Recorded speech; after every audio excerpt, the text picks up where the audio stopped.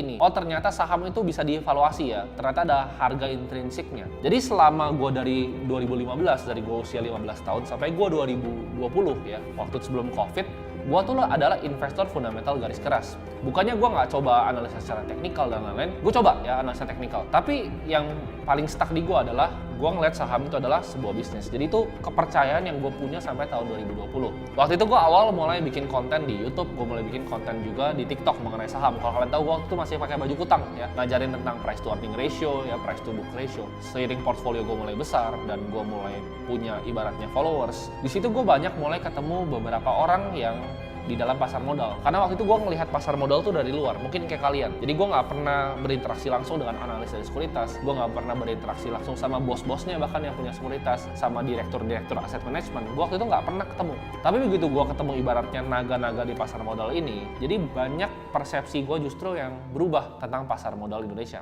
Contohnya sederhana, misalnya tentang analisa teknikal yang dulu gue percaya banget, kayak misalnya, oh gue akan selalu cari tuh kira-kira support resistance di mana, gue bisa buy on breakout di mana. Tapi gue lihatnya sekarang, teknikal tuh malah digunakan oleh yang disebut bandar ini untuk mengelabui retail. Maksudnya apa? Mereka jadi tahu retail tuh gambar garis di mana dan mereka kerjanya di mana. Justru mereka pakai tapi untuk ngelihat retail tuh pasangnya di mana dan cara mikir retail tuh seperti apa. Itu contoh hal-hal yang gue pelajarin. Nah, gue percaya waktu itu bahwa on a long period of time ya, saham itu akan selalu balik ke intrinsic value-nya. Sebenarnya gue masih percaya sampai sekarang.